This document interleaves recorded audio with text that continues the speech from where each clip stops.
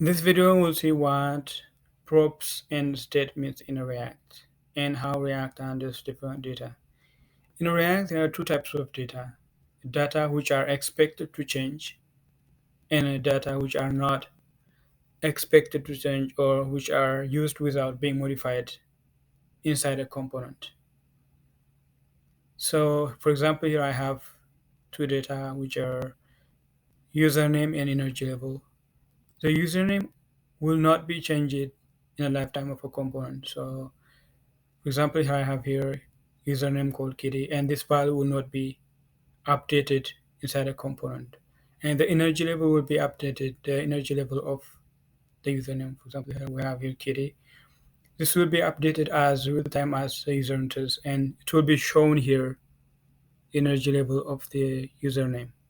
So the data which are manipulated or modified in a component are called state, and they are stored in a state variable. And data which are used or passed as an argument to a component and used without being modified are called props, and they are stored in a prop variable. So let's see how this can be implemented in React. So before the introduction of useState hook, functional components were stateless, and the only way to manage a state variable or mutating variable was using implementing class component.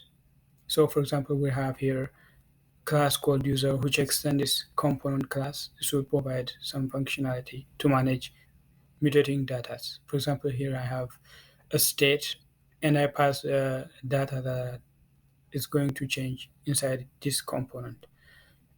And I have here the username will not be updated or will not be changed, and it will be used as it is passed in the argument. So here I have the username, but the energy level will be updated as real time as the user enters.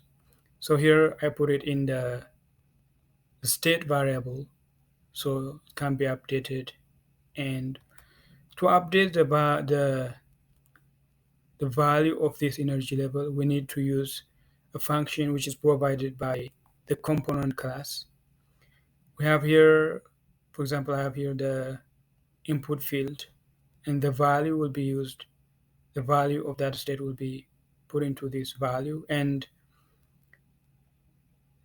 to notify React that the value is changed, are going to add onChange listener, and then this will trigger when the user enters an input to the input field.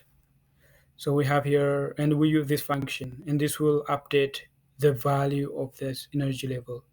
And this will trigger React to remount and re-render the updated value. For example, if we go back here and when I enter a new value, React will re-render the new updated value. So this is how data is managed, or mutating data are managed in React. But after the introduction of useState hook, we don't need to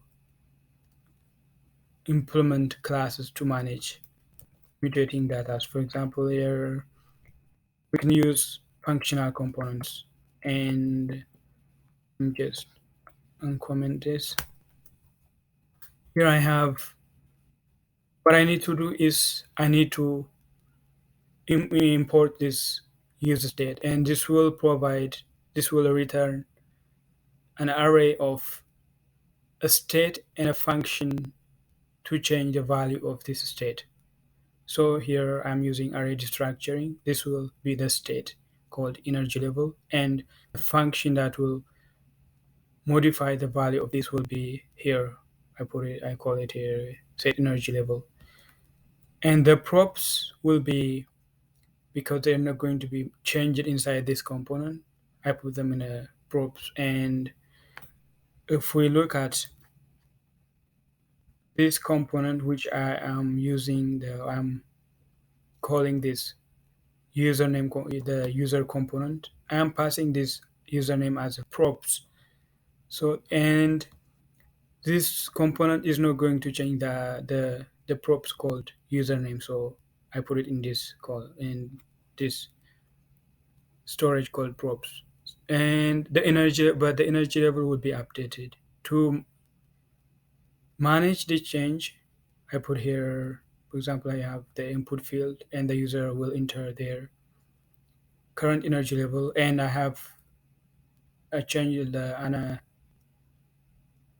listener called onChange listener, and we don't directly change the value of the state. So what we need to do is we need to use this function called set energy level.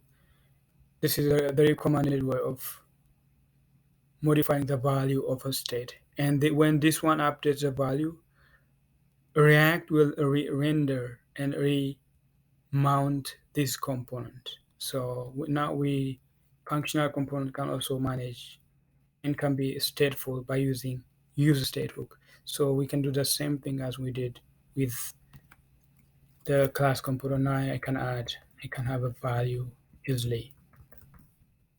And the React will manage the state by using the useState hook.